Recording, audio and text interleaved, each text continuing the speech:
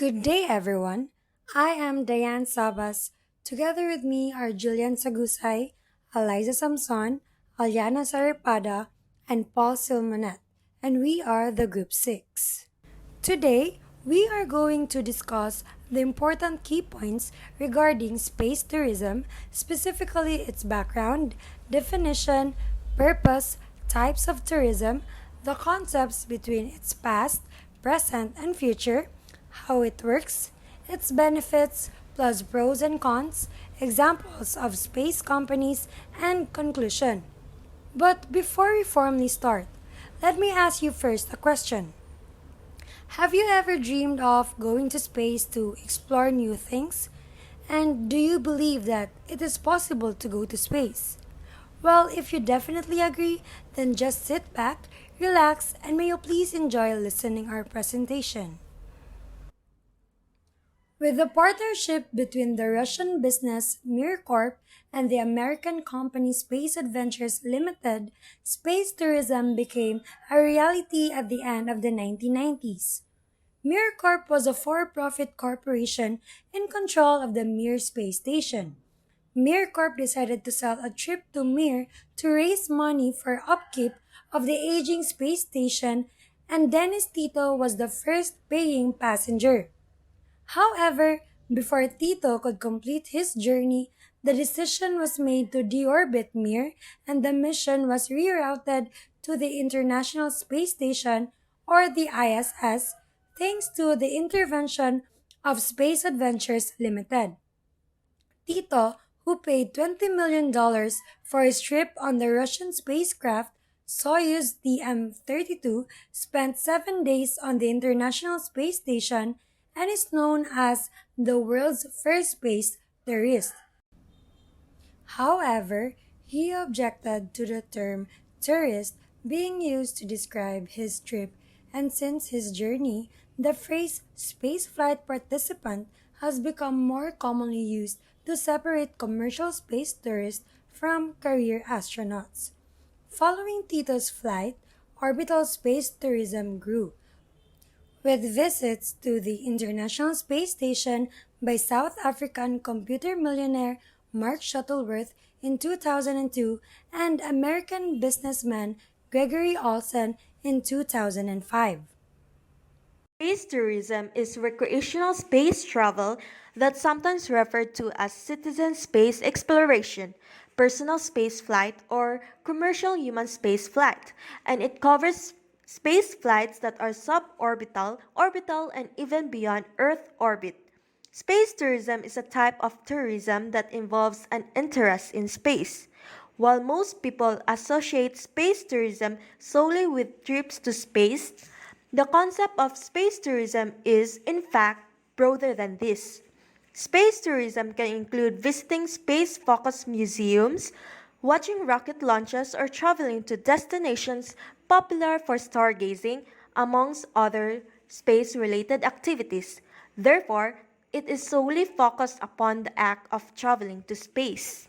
What is the purpose of space tourism? Space tourism is another niche segment of the aviation industry that seeks to give tourists the ability to become astronauts and experience space travel for recreational, leisure, or business purposes. Since space tourism is extremely expensive, it is a case of a very small segment of consumers that are able and willing to purchase a space experience. There are several options for space tourists. For example, the choice behavior between four types of space tourism. First, high altitude jet fighter flights. Second, atmospheric zero gravity flights. Third, short duration suborbital flights. And fourth, longer duration orbital trips into space. But currently, only high altitude jet fighter flights and atmospheric zero gravity flights are commercially available to tourists in the space tourism sector. There are also motivational factors behind space tourism. First, the vision of Earth from space. Second, weightlessness. Third, high speed experience. Fourth, unusual experience. And fifth, scientific contribution. Examples of space tourism: Number 1. The MiG 29 Edge of Space Flight. One current option for space tourists as they are to be taken up into the stratosphere in a supersonic fighter jet. Midgeflug acts as a sales agent for this unique space tourism activity, which usually involves reaching an altitude of 20 to 22 kilometers. At such an altitude, the curvature of the Earth can be seen. The sky is dark, and it is possible to see into space. Second, the weightless experience. This unique tourism activity involves using a specifically modified Boeing 727 where trained pilots perform aerobatic maneuvers known as parabolas. The company promises to provide an opportunity for true weightlessness without going to space. The aircraft are modified with padded cabins to prevent injuries during weightless flights. Past. Historic space flights represent the most recent chapter in a longer history of space tourism. More than 20 years ago, recalling the American businessman Dennis Tito, the first space tourist or the first civilian tourist to visit the International Space Station in 2001. Tito's trip to space cost him a colossal $20 million, meaning at that price, going into space would remain a dream only to be experienced through films and stories for most of us.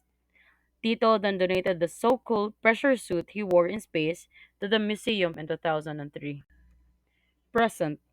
A Russian Soyuz spacecraft carrying Japanese billionaire Yusaku Maezawa, video producer Yozo Hirano, and cosmonaut Alexander Misurkin made contact with the orbiting lab Wednesday, December 8 at 8:40 a.m.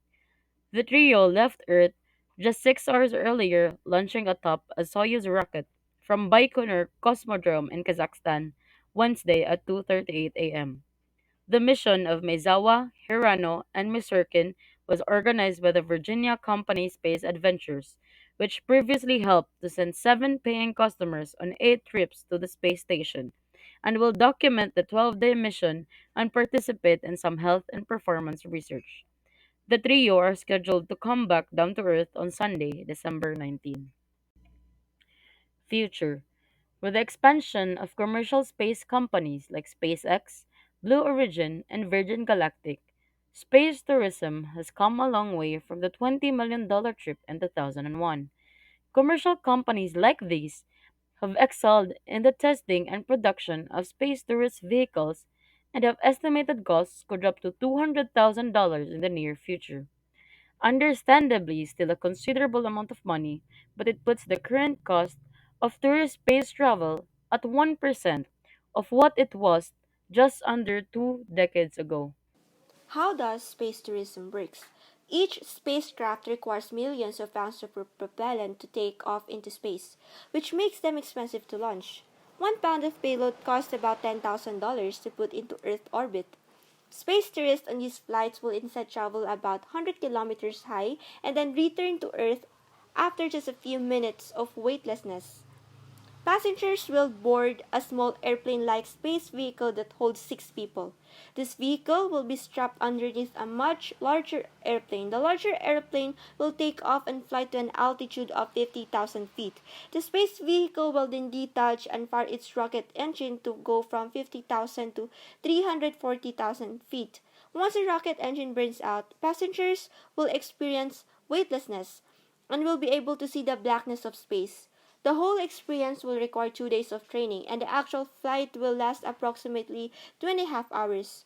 The maximum speed is roughly 2,000 miles per hour. To go into orbit, the ship will need to reach 17,000 miles per hour.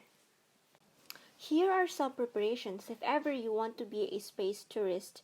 Before you take your flight into space, you are required to pass a physical examination to make sure you can handle the stressful condition of space flight. Space tourists should begin training several days to a few weeks before the test. A regular exercise program is mandatory as part of space tourist pre-flight training. A proper diet is also necessary to pass the pre-flight medical checkup.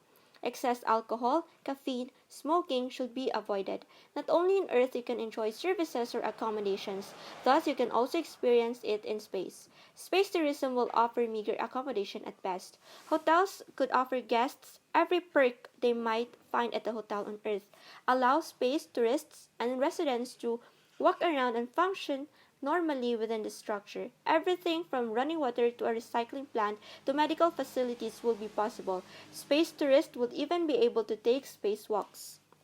What are the benefits of space tourism? The benefits of space tourism start by finding out about the unfamiliar ranges of our universe. So here we provided some points for the pros and cons of space tourism. For the pros, first, space tourism prepares for potential hazards. There have been dangers from asteroids and comets that could severely damage our planet if an impact were to happen. Second, space tourism gives information about our solar system, galaxy, and the universe. If we make a conscious effort to continue space exploration, so we will eventually seek out new insight regarding our world in general. Third, space exploration can provide humanity with additional resources. This gives humanity the opportunity to exploit additional resources in outer space. While for the cons, cost consideration of space tourism, the cost estimate of the mission was around $600 million when another space shuttle was operating. Second, natural dangers in space. Natural dangers that are available beyond the environment of our globe will become troublesome in a variety of ways. Third, space tourism efforts is a one-way trip. It is conceivable that satellites, moons, and around certain planets and other planetary systems could appear equally acts. Did you know that the Russian Space Agency has already made its history during the early 2000s, in which at that time, 7 space tourists were taken to space? The agency has ceased its space tourism operations in 2010, but since then, a number of private enterprises have started to pursue space travel. Have you ever wondered what it's like to become an astronaut? Or have you ever dreamed of becoming one? Well, we are going to present to you 5 space tourism companies that will help you become one. The Virgin Galactic. The Virgin Galactic Space Tourism Company is aiming to provide regular suborbital space flights for paying customers. Its current spaceplane, VSS Unity, entered outer space in December 2018 as part of its testing process, bringing the possibility of regular commercial space flights closer. Up next is the SpaceX. SpaceX is already hugely experienced when it comes to launching space-bound flights, and the company is also hoping to get on board with the space tourism bandwagon. Next is the Blue Origin. To date, Blue Origin has been the main competitor for Virgin Galactic in terms of suborbital space travel tourism. However, their offering is based around a more traditional rocket known as the New Shepard, which takes off and lands vertically, and their objectives are to build towards orbital spaceflight. Fourth one is the Orion Span. It is a space travel company in the US which announced plans for a private commercial space station called the Aurora Space Station. This would be placed in low Earth orbit and would effectively function as a space hotel, which would be able to host up to 6 space tourists at a time. And lastly, the Boeing. The Boeing company emerged as a major player in the space tourism industry when it signed an agreement with the NASA as part of its commercial crew development program. Let's talk about the space tourism companies that wasn't able to make it. First is the Galactic Suite Space Resort. The company initially set a goal of 2012 for the first launch, but ultimately, the company failed to even acquire a rocket system capable of transporting passengers, and the project slowly faded away before being permanently cancelled. Second is the Golden Spike Company. Being criticized by their unrealistic budget estimates, the company failed to gain traction and ceased all serious operations in 2013. The main Golden Spike website was then taken offline 2 years later. Last and the third one is the X-Core Aerospace. X-Core Aerospace was one of the first space tourism companies to gain widespread media attention but eventually filed for bankruptcy in 2017 due to financial matters. Space tourism is another niche segment of the aviation industry that seeks to give tourists the ability to become astronauts and experience space travel for recreational, leisure, or business purposes. Now ask yourself, do I want to become a space tourist someday? As Ray Bradbury has said, space